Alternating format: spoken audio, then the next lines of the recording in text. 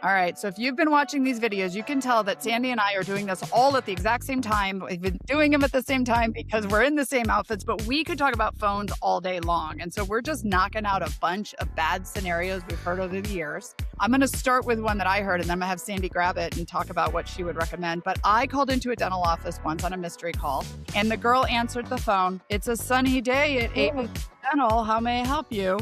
And I was like, either A, it's not a very sunny day over there, or B, she doesn't like what she's saying, or she's having a terrible day. So the way people answer the phones, the inflection and the tone matters. And I love that story when I tell it. Sandy, talk to me about what you hear when you're calling into offices. Okay, but I also want to say first, listeners, every time you make a call in your personal life, from now on, moving forward, pay close attention to that person. And when they sound like they're really representing where they work, compliment them. I know I always want to do that. Yeah. So sometimes I call dental practices and businesses just out in the world, and you just wonder if that person even has a pulse.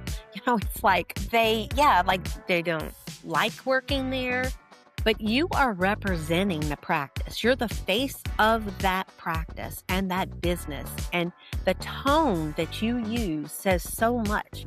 So I always say, start out happy, okay? Smile. Put a mirror in front of you. If you have a problem smiling, put a mirror. Go down to Walgreens. They're $6. Get a little round mirror. Just set it there. And when you can see yourself, you're going to smile. That's why the credit bureau in our town, they have a huge mirror on the wall where people check out. It's like, so they behave. It's kind of like some practices have ended up doing that. So yes, you're going to smile.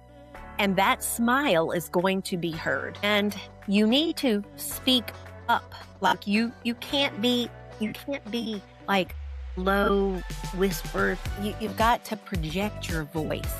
And like, I'm happy to be alive. Okay. And you don't want your greeting to be too long. I remember calling an office and they were like, you just said, like, it's a sunny day or it's a great day at blah, blah, blah, dental care. But are you interested in hearing about our whitening specials? And then you want to interrupt them. So you need a 3-part greeting. And so that 3-part greeting, that's not too long. It's like, good morning, Dr. Goodtooth's office. This is Sandy, and I'm going to be happy. Now, the most important thing is to adjust your tone, because if you recall, a lot of the listeners have had kids or been around babies, and you've got a baby in a stroller, and what people tend to want to do is go to that baby and go, you cute little thing, and that baby screams, right? More, because they're like, wait, So the adults are just like those babies when they have a toothache. So when they're in pain, so you've got a patient that calls and they're in pain, and now you're going to answer happy always. You're going to be really uptone and happy, and now you're going to adjust to where they are. So very important, because if they're on the other line and you're just having a great day and they're like, oh, I was up all night with this tooth, that you need to come down where they are, and that way you connect. Because if you stay really cheerful, you're not going to really connect. You're going to be, oh, you called the place. We're going to be able to help you. And yeah, so you're matching that there is very important. I think that one thing that you said that's important, and I talk about this, is that we wear multiple hats at the front desk. We have another video, if you guys haven't watched. Sandy and I are going through all the different things that happen in the front desk, and you've got patients standing in front of you, and the phone rings, and all of the things. But when you answer that phone, you're putting on the hat of a receptionist. And how does a receptionist answer the phone, right? Very different than an insurance coordinator, right? A receptionist answers the phone happy and chipper, like you said. The other thing is also the focus on the phone call, because we can do so many things at the front desk that sometimes we're not paying attention to that person on the phone. So matching their tone, or really hearing them and where they are so that you can relate with them and connect with them, is important. And if you're doing 6 other things, I mean, we call all the time into offices and they're like, ha ha, yeah, that was so fun. Yeah, doctor's office. And you're like, are you having a conversation with your coworker, or are you answering the phone, right?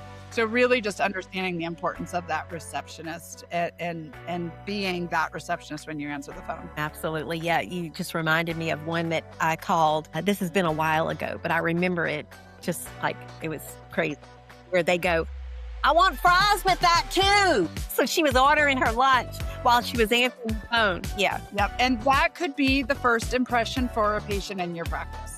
So just Absolutely. recognizing how important, and we pay thousands of dollars to make that phone ring. That phone call is important. And I'll take some fries. I'm hungry now. Thank you, Sandy.